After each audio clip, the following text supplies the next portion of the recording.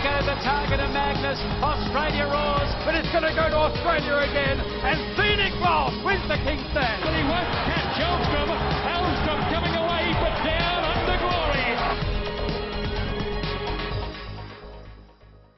Hello and welcome to Australian-Thoroughbreds.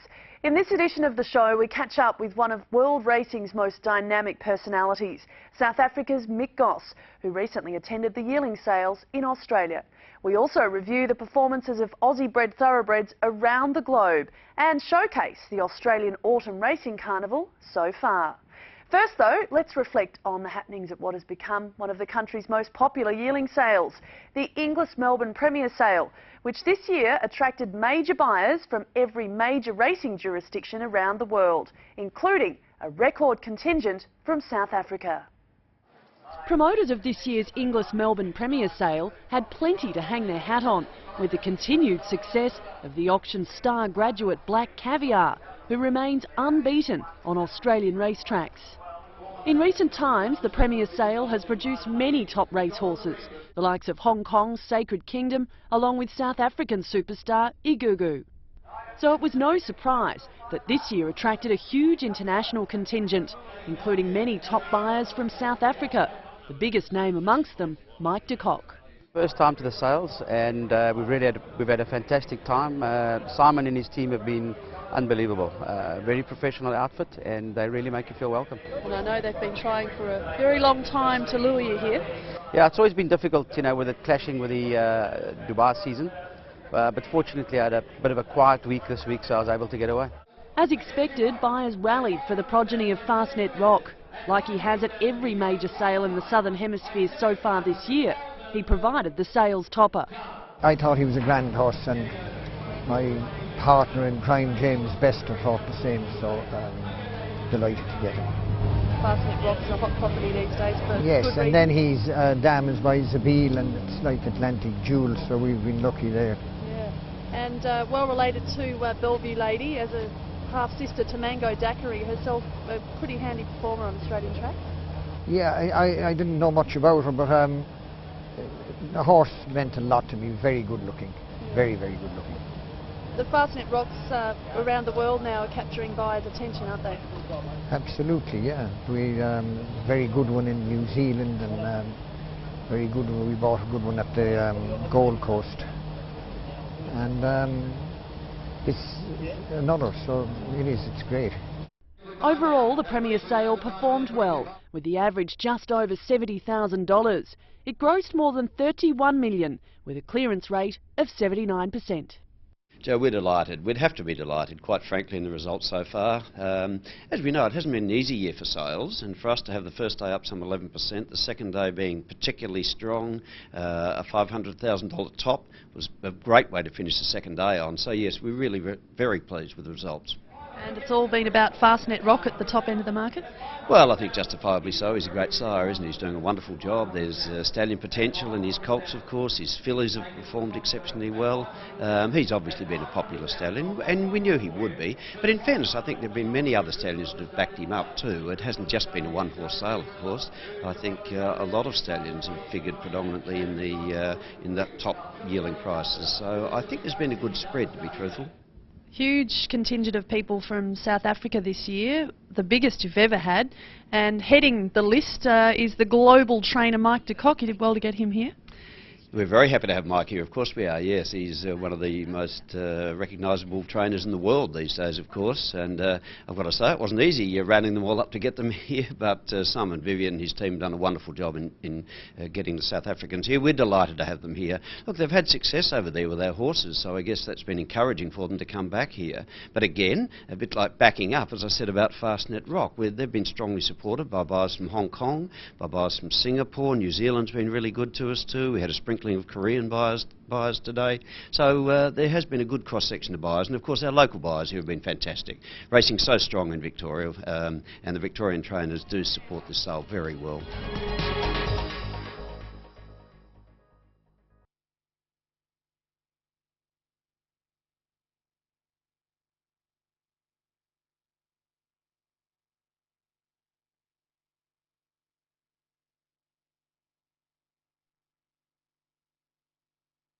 Welcome back. Summerhill Stud is the leader of breeding in South Africa, the nation's champion breeders for 7 consecutive seasons. Each year they scour the globe to build their racing and breeding stocks, and Australia has become a vital stop. At the helm of this progressive operation is Mick Goss. I caught up with him during his recent visit to Australia.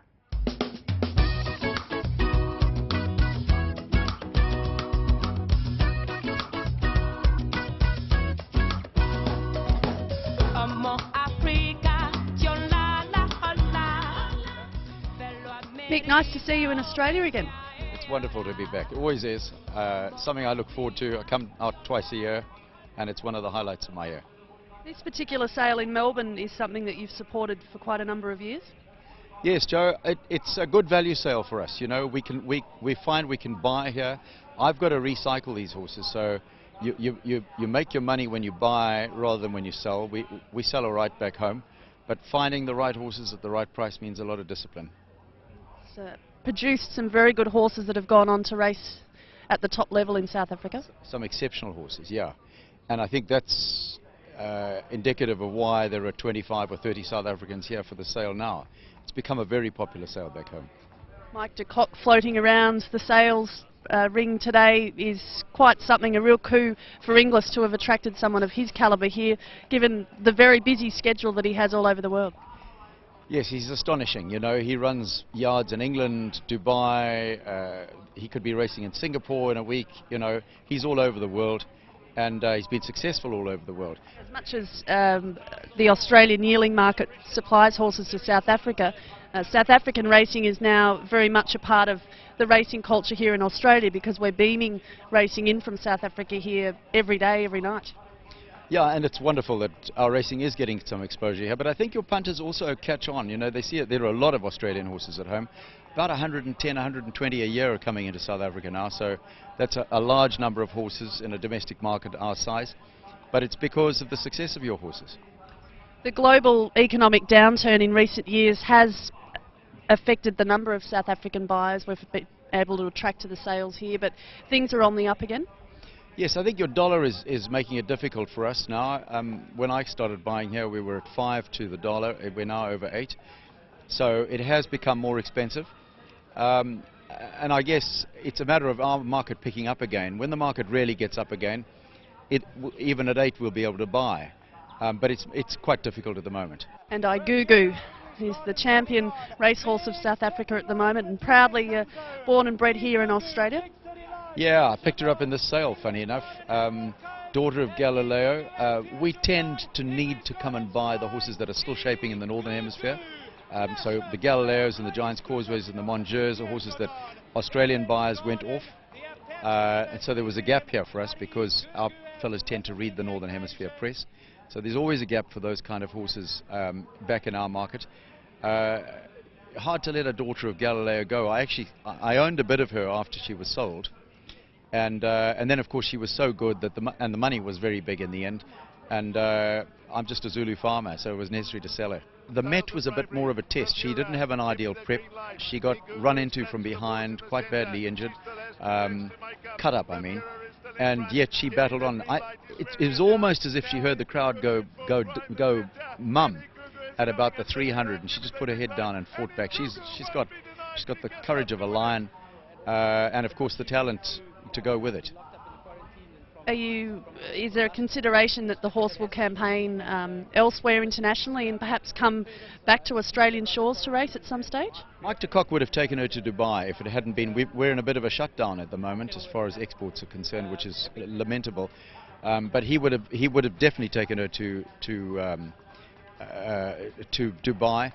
I think he now has a European campaign in mind for her. If he can get her out. You know, he obviously won't get her out before the carnival or before the World Cup meeting now, but he's got big ambitions for her. She's up there with the better middle distance fillies in the world, I would think. That's saying something, isn't it, particularly for our industry here?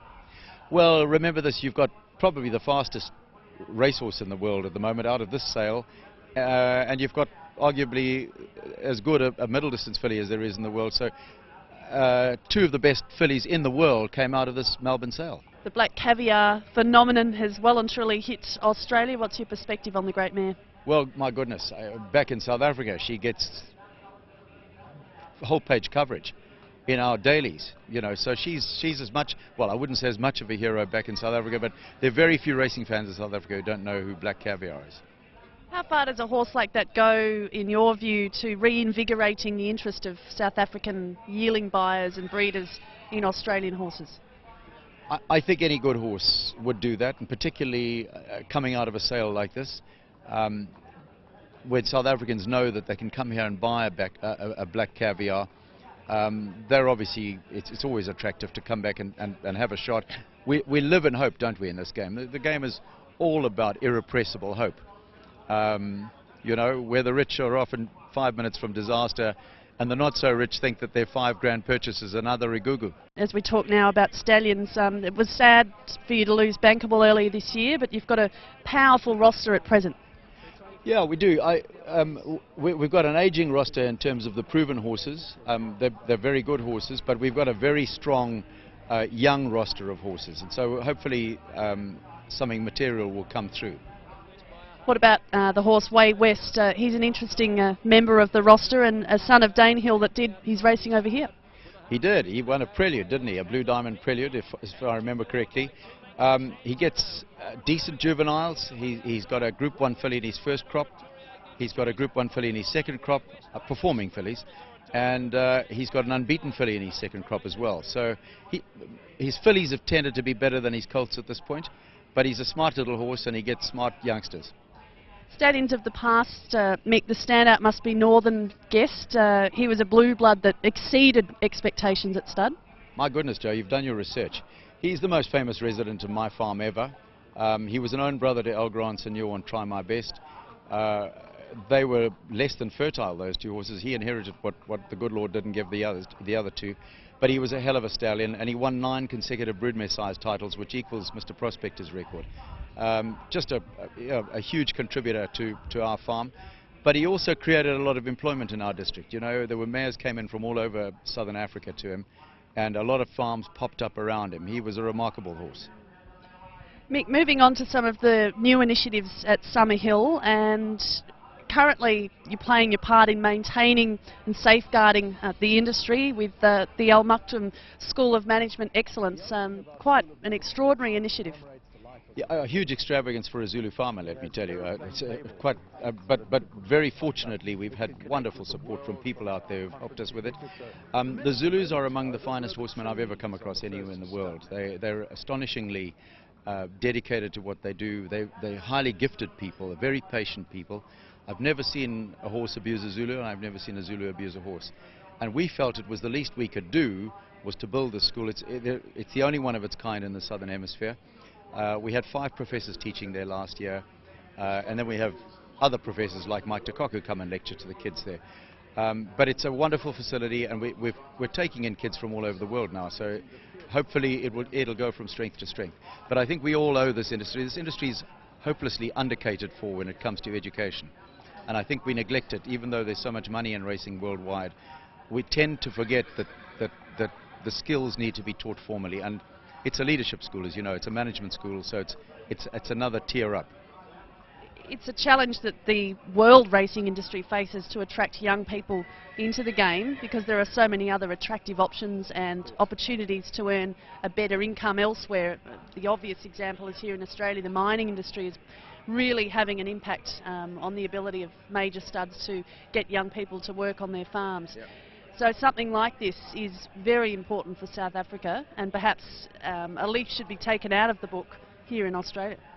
Well, I think the whole world needs these kind of institutions. We're very lucky in Africa to have as big a pool of people who are keen to work in the industry. My fellows travel abroad. I've sent more than 40 of my Zulus abroad now on international scholarships, starting 17 years ago. And that's lifted the entire workforce. The whole, their self-esteem has risen, but they've raised everybody around them as well. And I suspect that as more people shift out of the menial or the manual stuff in the horse game to industries like mining or technology or whatever, we're going to find this an ongoing challenge. It may well be that you'll find Zulus working all over the world, you know.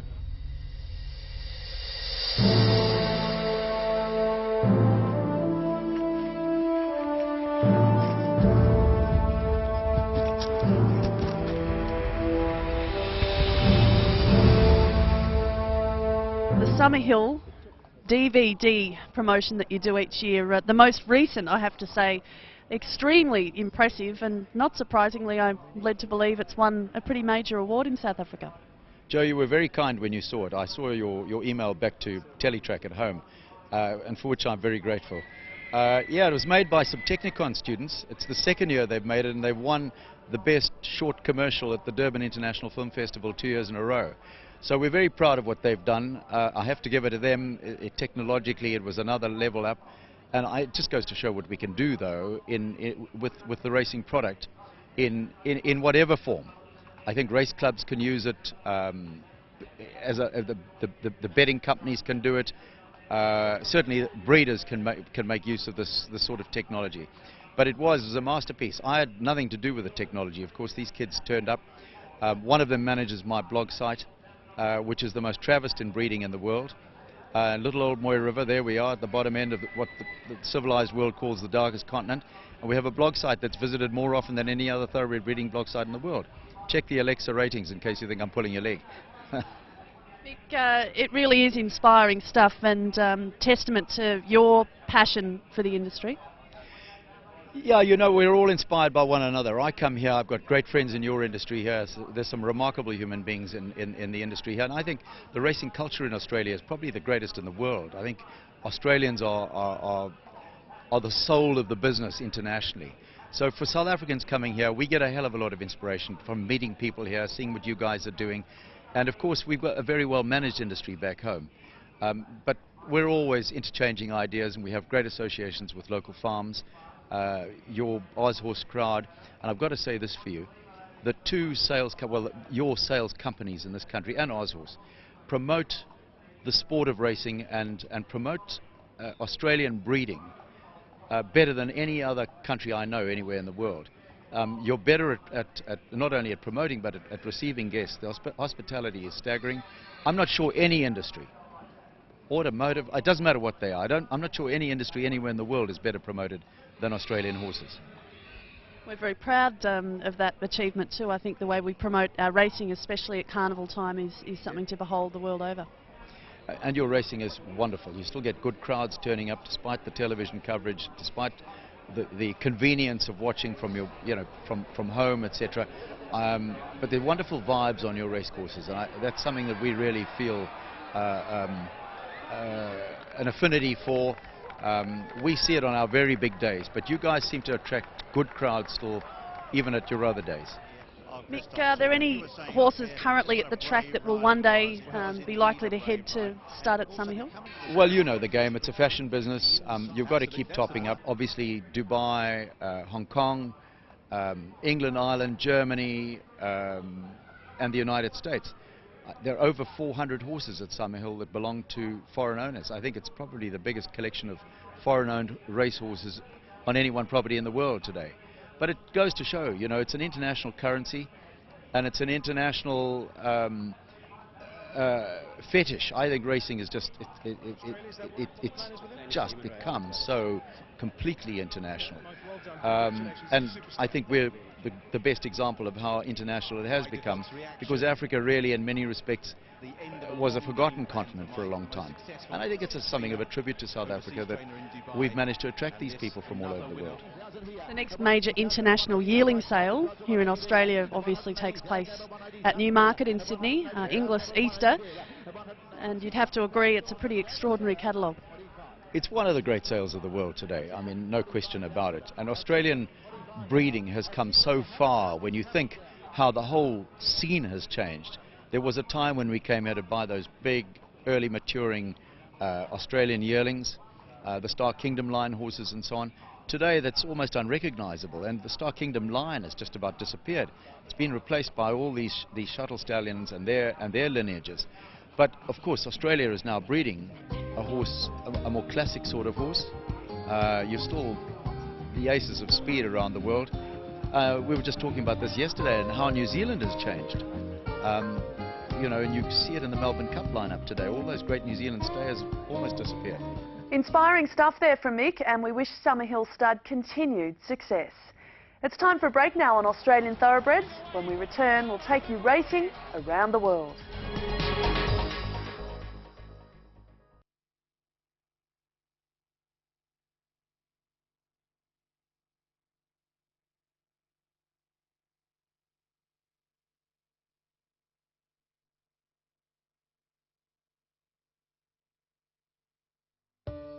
The autumn racing carnival in Australia rolls on, and two-year-old racing is the major focus, with the world's richest race for juveniles, the Golden Slipper, not far away. The justified favourite for the race is Summerhill, after trouncing her rivals in the Group 1 Blue Diamond Stakes. A daughter of More Than Ready, she's something special, and on the authority of this performance, looks likely to join a rare list of females to complete the Blue Diamond Golden Slipper double. On the swing at the 400 metres, Summerhill about 4 wide has gone up, in company now with Arm for Action, then Jamando as they cornered in, back behind them Bush Aviator, and then came No Looking Back, Summerhill the leader, with 200 metres to go, led by a length and a half, Arm for Action. Down the outside, No Looking Back is starting to come home well. Summerhill with a good lead though, 100 to go, 2 lengths in front of No Looking Back. The filly is clear, Summerhill is too good and won the Blue Diamond by 2 lengths to No Looking Back. Females are also dominating in the 3-year-old ranks in Australia at the moment. Machine, a daughter of the super sire Fastnet Rock, was too good for her male rivals in the Group 1 Australian Guineas. They stretch right across the track, and that's the one, was one of the widest, and Helmet is the deepest runner. Proliferate and highly recommended. Machine got the split, and she's burst to the lead now, and the fillies dash to the front. Machine. Here comes Strike the Stars coming down the outside. 100 to go. Machine by 2 lengths. Strike the Stars went to second on the outside, but Machine is going powerfully, and the Grand Filly Machine scored in the Guineas by 2.5. Strike the Stars. Mr. Milton 2 lengths away third. And she was too good again in the Group 1 Randwick Guineas. And now he puts his head in front as they turn Manawanui. Berry went for home, beat off Wild and Proud. Then down the outside, Laser Hawk, followed by Sedcom, Moment of Change. And then Machine starting to work home. Manawanui in front, Sedcom starting to reel him in. And as they run to the 150, Manawanui just in front, being joined by Sedcom. Laser Hawk on the outside. Machine's going to come with a late rush. Sedcom fights back. Machine dives on the outside and wins it. Machine came from nowhere and got up to beat Sedcom. Taking full advantage of the absence of the unbeatable Black Caviar recently in the Newmarket Handicap was the hulking Haylist. He carried top weight and ran the race of his life to finally enjoy his moment in the sun. And Haylist and Foxwedge show the way with African Pulse, and just behind them Metallurgical, followed by Lone Rock plodding up the middle of the track, and they're followed then by further back as Rock Classic. Eagle Falls the widest runner with 400 metres to go now. Haylist and Foxwedge the leaders, buffering down on the insiders right there. Beat It starting to come home. Rain Affair was battling. It's buffering in front with about 150 to go. Haylist and Foxwedge are coming at him. Buffering with Haylist coming hard. Buffering narrowly. Haylist trying his heart out. He's driving at the line on the outside, and he's made it really close. Haylist and Buffering hit it together. And the fastest finishing horse in Australia, Wurrum, recorded his biggest win recently, and a first Group 1 for trainer Rob Heathcote in the Oakley Plate. By Sterling Grove, Elite Falls, Yosei and Wurrum. Up towards the turn of the Oakley Plate, Sepoy outside, Winter King share the lead from African Pulse. First Command fourth on the rail from Facile Tigre. Satin Shoes is in between horses as they cornered, and then came Katana Johanna Pine, and down the outside Elite Falls. Sepoy led narrowly at the 200 from Winter King. On the outside is Facile Tigre starting to come home, and then Katana at Elite Falls. Sepoy the leader, 100 to go. First Command, Facile Tigre close, and Elite Falls. Elite Falls swaps them, and Wurrum came late. Elite Falls and Wurrum hit it together from Facile Tigre. And making a return to the Group 1 winner's circle after his fair share of setbacks was Shootout in the Group 1 Chipping Norton Stakes. Now with the Chris Waller stable in Sydney, the son of High Chaparral, sold for just $15,000 as a yearling, has a new lease of life. Shootout now starting to stride up 3 wide. Trusting will get the inside runners. The others have left the fence. Rangy Rangdu got skittled there, going for a run in the middle. And Pinker will need to pick up. Shootout raced up and hit the lead. Trusting went through on the inside, but it's Shootout in front with 200 to go. He raced away.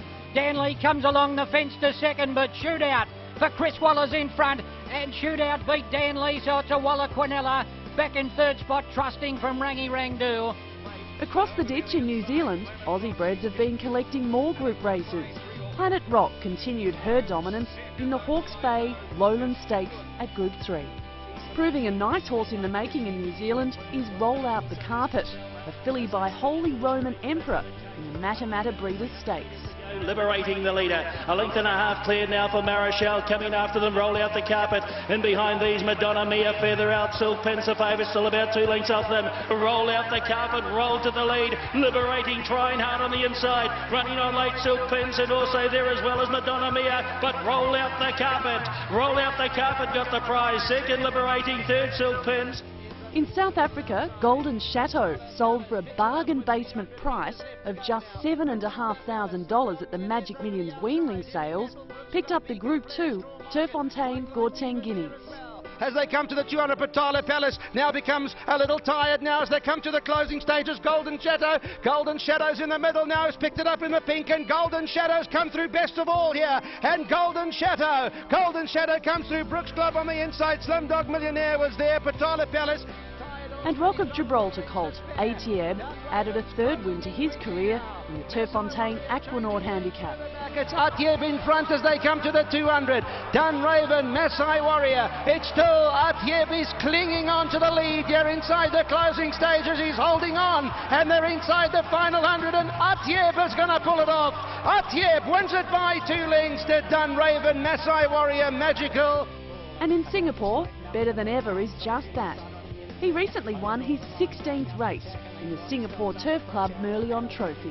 Better Than Ever is down the outside, Merchant, and then Excavator inside the final 250. Yinthing kicked through on the inside of Northern Line. Addo is running on, Better Than Ever down the outside with Merchant, Capablanca. Addo went to the lead, Better Than Ever trying to collar it here. Addo's the leader, but Better Than Ever coming with big strides down the outside and a big return. Better Than Ever blows them away, wins it by a half length over Addo. And the consistent Flying Fulton added the Group 3 Polytrack Mile Championship to his resume. And Flying Fulton continues to run on down the outside. Clint reaches a narrow lead here over Morris Shettrell over Flying Fulton. Powers home down the outside for Opie Boston.